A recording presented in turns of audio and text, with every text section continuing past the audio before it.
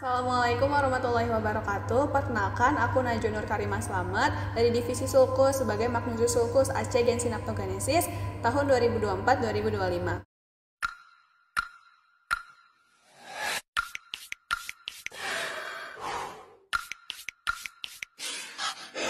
Jadi untuk pertemuan kita kali ini, kita akan membahas mengenai anatomi indera khusus, yaitu terdiri dari anatomi mata, kemudian telinga, dan juga hidung. Mungkin kita langsung masuk aja ke bagian anatomi mata. Nah, untuk anatomi mata kita harus tahu dulu, yaitu bagian mata bagian luar atau yang eksterna. Pertama, di sini kita bisa lihat ada namanya itu supersilia. Nah, supersilia itu sama dengan alis. Kemudian di bagian bawahnya itu ada kelopak mata atau yang disebut dengan palpebra. Nah, palpebra ini dibagi menjadi dua, ada yang superior, kemudian ada juga yang bagian inferior atau bagian bawah. Nah, untuk yang bagian superior itu dibagi lagi menjadi dua pars, yaitu ada yang pars supratarsalis dan juga ada pars tarsalis. Kemudian satu lagi baru yang palpebra inferior. Nah, di antara palpebra superior inferior itu di ujungnya itu dia juga ada namanya cilia atau bulu mata. Nih, cilia. Kemudian dari pertemuan antara palpebra superior dan juga palpebra inferior itu membentuk sudut di bagian tengah mata. Itu namanya angulus oculi medialis. Jadi angulus itu sudut, oculi mata, medialis medial atau yang ke arah bagian tengah atau nasal. Oke, kemudian kita lanjut lagi. Di sini kita bisa lihat yaitu adanya tunika konjungtiva. Nah, tunika konjungtiva itu dibagi menjadi tiga. Nah, yang pertama ini ada tunika konjungtiva palpebrarum. Jadi kalau misalkan kita balikan kelopak mata kita atau kita eversi, itu bisa kelihatan tuh konjungtivanya, konjungtiva palpebrarum atau konjungtiva tarsalis. Nah, itu dia yang melekat ke bagian konjungtiva atau palpebra. Kemudian ada juga yang bagian di sini itu konjungtiva yang pars namanya itu bulbi. Jadi dia itu yang melekat ke bagian bola mata. Kemudian satu lagi, pertemuan antara tunika konjungtiva yang bulbi sama yang konjungtiva palpebralis itu di ujungnya itu membentuk fornix. Jadi tunika konjungtiva fornix. Nah, terus kita bahas lagi mengenai otot eksterna mata atau otot-otot luar yang dia itu untuk menggerakkan bola mata. Ada apa aja? Kalau secara garis besar dibagi menjadi dua, ada yang rectus, kemudian ada juga yang oblik. Nah, rectus itu yang lurus, oblik yang dia itu membelok gitu atau miring. Nah, yang pertama yang rectus ini ada namanya musculus rectus yang superior. Nah, ini musculus rectus superior. Jadi itu di bagian atas bola mata. Kemudian ada juga yang rectus lateral atau di bagian agak keluar. Kemudian ada juga bagian dalam atau yang rectus media dan juga ada yang bagian bawah yaitu musculus rectus yang inferior. Nah, kemudian kalau yang oblik dibagi juga menjadi dua. Kalau yang oblik ada dua, yang rectus ada empat. Nah, yang oblik ini dia ada dua, ada yang superior, kemudian ada juga yang bagian inferior. Jadi dia tuh lebih yang membelok. Kemudian kita harus tahu apa fungsi-fungsi dari si musculus yang eksterna ini. Yang pertama ada rectus medialis. Namanya aja dia medial. Jadi dia tuh untuk menggerakkan bola mata ke arah dalam atau adduksi. Jadi gitu, ke arah nasal. Aduk, mendekati sumbu tubuh. Kemudian yang lateral. Kalau lateral dia kebalikannya abduksi, pakai BD. Dia tuh menjauhi dari sumbu tubuh ke arah luar gitu. Kemudian ada juga yang inferior. Nah, inferior itu untuk depresi atau melihat ke bawah. Kemudian kalau yang superior itu dia untuk melihat ke bagian atas. Lalu ada juga yang oblik. Nah, kalau oblik itu dia untuk ekstorsi. Jadi yang inferior oblik untuk ekstorsi. Jadi dia itu untuk ke arah luar dan agak miring atau serong gitu. Sedangkan kalau yang superior oblik dia intorsi. Dia agak miring dan juga ngelihatnya tuh ke dalam. Mungkin bisa dibaca untuk lengkapnya di sini untuk secondary dan juga tersier dari kegunaan otot bola matanya. Nah, terus kita masuk ke bagian aparatus lacrimalis. Jadi dia tuh apa-apa aja yang mensekresikan dan juga yang mengekskresikan dari air mata. Yang pertama ada glandula lacrimalis, dia letaknya di superotemporal. Jadi di bagian atas dan ke arah luar dari mata. Nah, glandula lacrimas ini yang menghasilkan air mata. Kemudian nanti air mata masuk ke bagian bola mata, terus dia ketika kita mengedip nanti dia akan diratakan tuh air matanya ke arah medial. Setelah itu nanti dia akan masuk ke bagian ini, punctum lacrimal. Jadi kalau misalkan kalian lihat nih mata kalian ke bawah gini, itu ada bolongan atau lubang titik gitu, itu namanya punctum lacrimal. Nanti dia akan masuk ke situ air matanya, terus nanti masuk lagi ke kanal likuli yang lacrimal, jadi saluran. Kemudian terkumpullah di sini, namanya itu sakus lacrimal. Kemudian dia turun ke bawah, yaitu namanya ductus nasolacrimal. Nah, itu yang menghubungkan antara mata dengan hidung. Jadi kalau misalkan kita nangis, itu nanti akan juga keluar air dari hidung. Next, kita masuk ke lapisan di bagian bola mata. Jadi mata ini terdiri dari 3 lapisan. Dari yang paling luar itu ada namanya tunica fibrosa. Nah, tunica fibrosa ini dibagi menjadi 2 lagi. Kalau yang bagian anterior mata, depan mata itu kornea. Kemudian kalau 2/3 dan posteriornya itu adalah sklera. Lalu ada juga tunica vaskular. Nah, tunica vaskular dibagi lagi, di bagian depan tuh ada iris, kemudian ada processus ciliaris, corpus ciliaris. Kemudian di bagian belakangnya baru koroid. Nah, untuk yang lapisan ketiga yang paling dalam itu adalah retina. Retina bagi menjadi 2, ada yang pigmented dan juga ada yang neural. Nah, ini kita bahas dari yang paling luar terlebih dahulu, di mana dia ini ada namanya sklera. Sklera ini yang bagian warna putih di bagian mata. Nah, setelah itu ada juga yang namanya kornea. Nih yang kornea. Nah, di antara yang kornea dan juga sklera itu kan ada garis. Nih, garis. Nah, itu namanya limbus. Kemudian dari kornea itu ada juga iris yang dia itu memberi warna pada mata. Next. Nih, dari lapisan kornea. Nah, untuk lapisan kornea itu sendiri dia tuh terdiri dari 5 lapis. Yang pertama adalah lapisan epitel atau yang paling luar, yaitu yang bisa beregenerasi. Kemudian ada lapisan Bowman, lalu yang lapisan paling tebal itu stroma. Kemudian ada lapisan membran Descemet dan juga ada endotel yang bagian paling dalam. Mungkin, nah ini untuk contoh gambar lebih jelasnya. Yang tadi paling ini ada lapisan yang membran Bowman, kemudian ada yang Descemet. Oke, kemudian nah ini kita masuk ke bagian yang iris dan juga pupil, dimana iris ini kan dia yang akan memberikan warna pada mata kita. Kemudian ada pupil, dimana pupil ini nanti dia bisa berdilatasi atau bisa berkonstriksi. Nah, jadi dia tuh digerakkan oleh otot-otot, yaitu ada otot yang dilator pupil dan juga ada yang musculus sphincter pupil. Nah, otot yang dilator pupil ini dia tuh bentuknya radier. Nah, jadi kalau misalkan dia berkontraksi, nanti pupil itu bakal berdilatasi atau midriasis. Jadi dia akan membesar, terutama ketika cahaya itu gelap. Jadi nanti bisa lebih banyak cahaya yang masuk. Kemudian kalau misalkan di cahaya yang terang, nanti yang bakal bekerja itu adalah yang musculus sphincter pupil. Dia itu yang bentuknya sirkuler, nih, mengelilingi gitu. Kalau dia berkontraksi, itu nanti akan mengecil atau kontraksi atau konstriksi atau miosis. Jadi pupil itu akan mengecil sehingga cahaya masuk mata lebih sedikit. Oke, kemudian kita lanjut, yaitu nih yang bagian ini kalau di zoom akan terlihat seperti ini. Yang pertama ya, tadi kan lapisan luar itu dia ada sklera, kemudian ada kornea.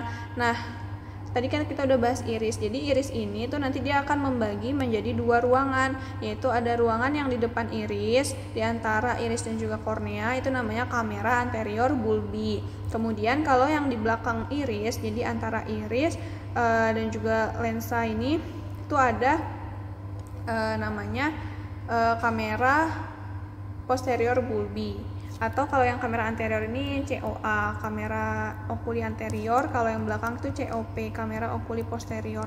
Nah, untuk kedua-duanya ini dia itu ada namanya aqueous humor.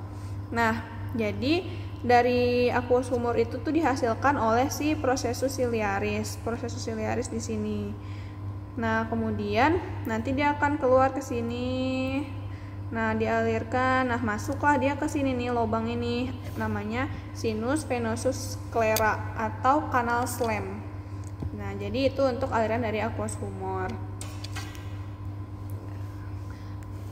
Kemudian kita juga bisa lihat di antara lensa dan juga yang processus ciliaris, ini kan saya itu juga ada dari musculus ciliaris. Nah, ini ada nih yang garis-garis gini.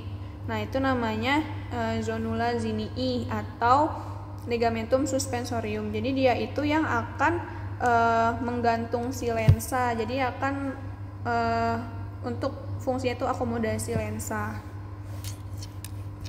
Nah, mungkin ini lanjutannya. Jadi nih yang lebih jelasnya bisa terlihat di sini ada musculus ciliaris, terus nanti dia lanjutannya ke bagian belakang itu menjadi koroid. Nah, terus ada juga yang namanya ora serrata. Nih ora serrata yang bentuknya itu seperti bunga. Nah, ini dia lensa. Nah, lensa ini tuh dia transparan ya atau bening. Dimana lensa ini dia ada titik tengahnya. Nah, titik tengahnya itu namanya polus. Terbagi menjadi dua. Ada yang polus anterior dan juga ada yang polus bagian posterior. Kemudian kita masuk ke lapisan yang paling dalam, yaitu ada retina. Jadi retina ini kita bisa bagi dua. Dia ada yang bagian optic disc. Jadi dia itu tempat keluarnya dari nervus opticus, kemudian arteri vena dari centralis. Kemudian si optic disc ini dia bentuknya bulat dan si arteri vena ini jalannya beriringan. Perbandingan antara arteri vena itu normalnya 2:3. Oke, kemudian ada juga di sini bagian yang lebih gelap itu makula, di mana makula nanti titik tengahnya bagian dalamnya itu fovea. Jadi nanti bayangan itu normalnya bakal jatuh ke sana secara tepat di retina. Nah, nanti sehingga bisa penglihatan tuh menjadi tajam atau jelas. Jadi dia tuh untuk mengatur dari tajam penglihatan. Nah, terus ada dari perdarahan di bola mata ini. Nah, perdarahan bola mata ini kita bisa lihat di sini kan. Tadi dia tuh ada nervus opticus, terus keluar juga arteri vena centralis retina. Nah, jadi arteri vena centralis retina ini dia tuh cabang dari arteri ophthalmica. Kemudian kita juga bisa lihat di sini ada arteri yang ciliaris anterior. Nah, arteri ciliaris anterior ini nanti dia juga bercabang lagi ke bagian konjungtiva dan juga ke sklera. Kalau yang ke konjungtiva itu menjadi arteri vena konjungtivalis yang anterior, dan juga kalau ke bagian sklera atau episklera itu nanti jadi arteri vena yang episklera. Nah, mungkin segitu untuk yang bagian anatomi mata. Kita lanjut lagi ke materi yang kedua, yaitu anatomi telinga. Kita harus tahu juga dari anatomi telinga bagian luar. Nah, kita bisa lihat ini ada lengkungan yang pertama di telinga, itu namanya helix. Nah, untuk itu yang bagian terluar ya, lengkungan terluar. Kemudian di bagian dalam dari lengkungan helix ini ada yang agak masuk mendalam nih, fossa scaphoidea. Nah, dari fossa scaphoidea terus ada yang jalan sejajar dengan si helix ini, namanya antihelix. Jadi helix kemudian sejajar adalah antihelix. Nah, dari antihelix ini dia berlanjut menjadi dua ini, ada namanya crus antihelix, bagian superior dan juga inferior. Karena dia ada dua gabungan jadinya crura antihelicis. Nah, terus di antara yang tadi crus antihelix superior sama inferior itu ada fossa tuh kayak permukaan triangularis, jadi bentuknya seperti segitiga. Kemudian ada juga yaitu tonjolan di depan, di bagian depan nih itu namanya tragus. Nah, kemudian yang lawannya namanya adalah antitragus. Terus kalau untuk yang pakai anting itu ada namanya lobulus auricula. Jadi itu yang bagian lunak ini itu biasa untuk kalau di perempuan untuk memakai anting. Kemudian nanti ada konka nih, di antara yang tragus tadi masuk konka, kemudian masuk ke bagian lubang telinga yaitu meatus acousticus externus. Nah, helix yang tadi ini kan, kalau ini kan helix. Nah, kalau dia masuk ke bagian tengah depan ini itu menjadi crus helicis, sedangkan kalau yang perpanjangan ke bawah tadi menjadi lobulus auricula. Oke, mungkin kita next lagi. Nah, untuk telinga bagian luar itu kan dia dari auricula. kemudian dia masuk ke meatus acusticus externus sampai ke membran timpani. Nah, untuk yang membran timpani ini bagian-bagiannya dia ada pars flaccida bagian atas. Nah, dia itu terdiri dari 2 lapisan. Kemudian ada juga yang pars tensa, itu mostly si membran timpani itu terdiri dari pars tensa, dia terdiri dari 3 lapisan. Kemudian di membran timpani ini juga ada tulang-tulang pendengaran yang melekat, yaitu terutama adalah malleus, yaitu bagian dari si manubrium malleusnya. Kemudian di ujung dari manubrium malleus ada yang menonjol, itu namanya umbo atau si titik tengah dari si membran timpani. Jadi kalau misalkan kita otoskopi nanti ada cahaya yang masuk, itu bisa kelihatan nih ada refleks cahaya di bagian membran timpani. Oke, next.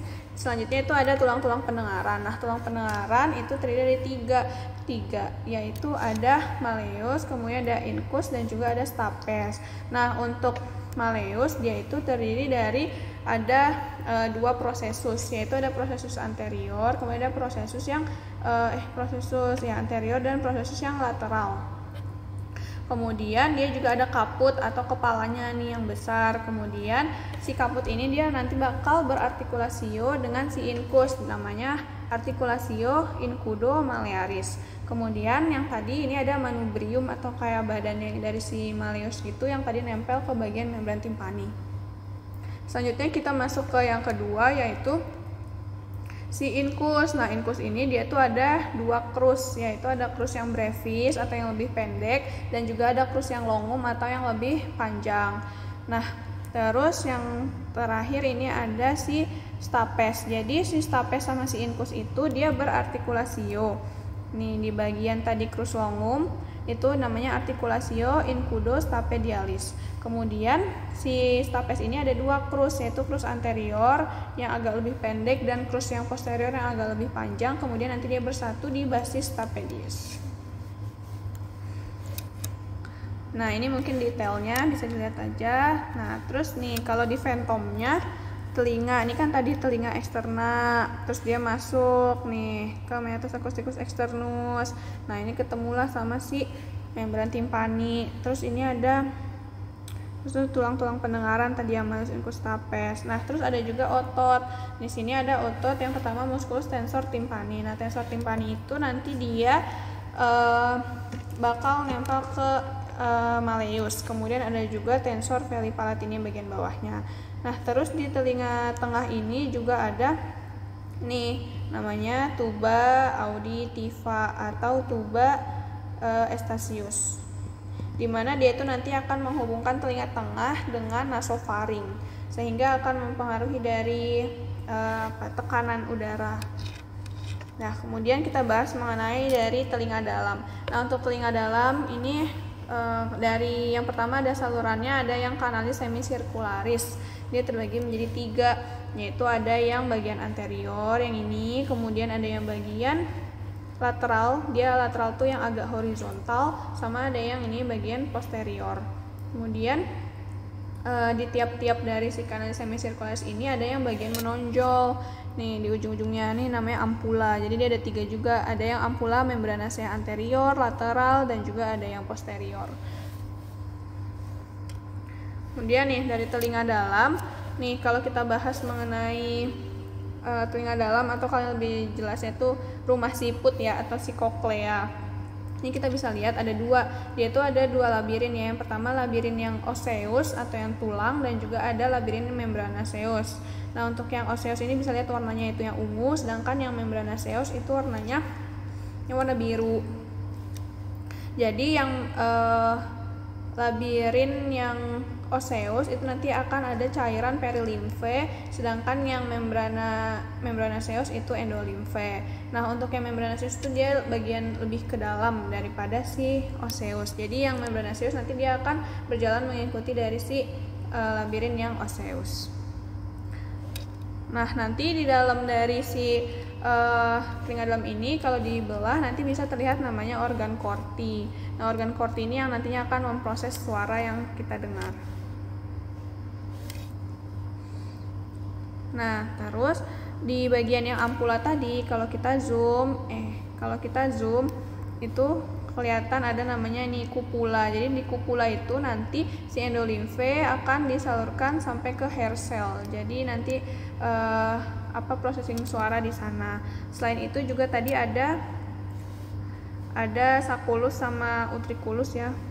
Nih, utriculus yang dia tuh lebih dekat ke kanalis semicircularis, dan juga ada sacculus yang lebih dekat ke cochlea. Mungkin itu nanti ada fungsinya juga dari keseimbangan. Terus persarafannya itu ada saraf vestibulo-cochlearis. Vestibulo untuk keseimbangan, cochlear untuk pendengaran. Oke, kita masuk ke materi yang terakhir. Wow, yaitu anatomi hidung. Nah, untuk anatomi hidung ini kita tahu dulu dari bagian luar, yaitu ada namanya dorsum nasi, dorsum yang ini atau batang hidung. Nah, batang hidung ini ada ujungnya atau puncaknya, itu namanya apex. Kemudian kalau yang di atas ini namanya pangkal hidung. Terus di cuping hidung nih kanan kiri itu namanya ala. Ala itu sayap. Kemudian lubang hidung namanya nostril.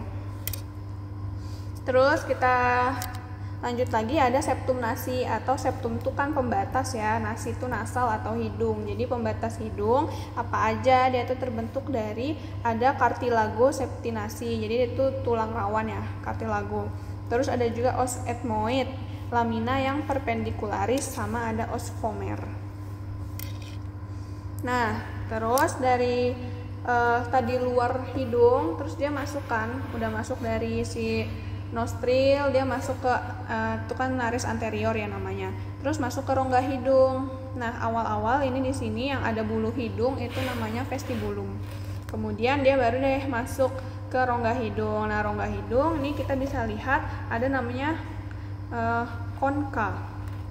Jadi dia tuh terbagi, ada yang konka superior, kemudian ada yang konka media, dan juga konka inferior.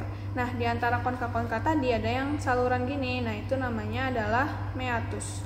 Jadi sesuai sama nama konkanya, yaitu meatus nasalis superior, kemudian meatus media, dan juga meatus inferior. Nah, ini kemudian ada namanya koana. Koana ini adalah batas antara rongga hidung dengan nasofaring atau nares posterior nama lainnya. Terus ada juga atrium. Jadi kalau si atrium ini dia itu batas antara si tadi dia tuh di belakang vestibulum dan juga dia di depan dari rongga hidung atau konka-konka tadi. Nah, ini mungkin yang contoh di kadavernya ya. Bisa dilihat yang nomor 13 nih yang konka superior, 14 yang media. Terus ini yang 15 tuh yang mana nih? 14 nih yang superior, ini media, ini inferior. 16 superior. Nah, terus dari hidung itu juga ada namanya sinus paranasal. Nah, sinus paranasal ini terbagi menjadi 4. Ada yang sinus frontal sini, kemudian ada sinus maxillaris di sini. Kemudian ada sinus ethmoid, sama ada sinus sphenoid. Nah, di sini nih.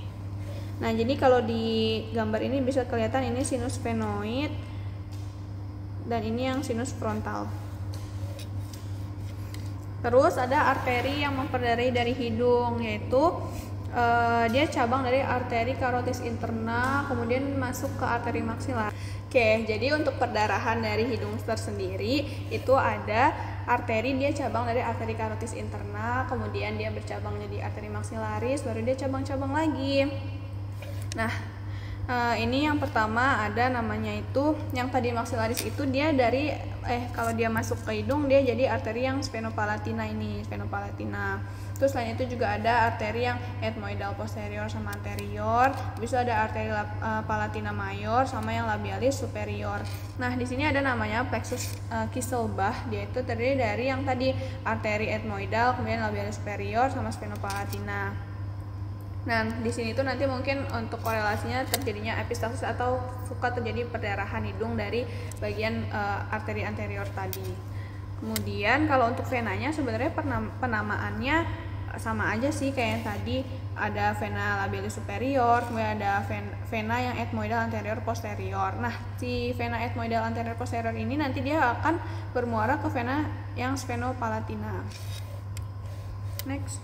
Nah, ini untuk yang terakhir persarafannya. Persarafannya itu adalah dia ada dua nih. Yang pertama ada untuk penciuman itu namanya nervus olfactorius atau nervus 1. Nanti dia keluar dari lamina tuberosa. Kemudian ada juga namanya nervus, sebenarnya dia itu dari nervus 5 atau nervus trigeminus. Nah, nervus 5 ini dibagi lagi menjadi 3. Ada yang nervus ophthalmicus, kemudian ada yang nervus maxillaris, sama nervus yang mandibularis. Nah, untuk si hidung ini dia dapat dari yang 51 dan juga dari yang 52. Nah, 51 ini nanti dia ke bagian atas dan juga depan hidung, sedangkan kalau nervus yang 52 ke bagian tengah dan juga bawah atau posterior hidung. Oke, mungkin sekian dari aku, kurang lebihnya mohon maaf. Semoga bermanfaat. Wassalamualaikum warahmatullahi wabarakatuh. Academic Community Project.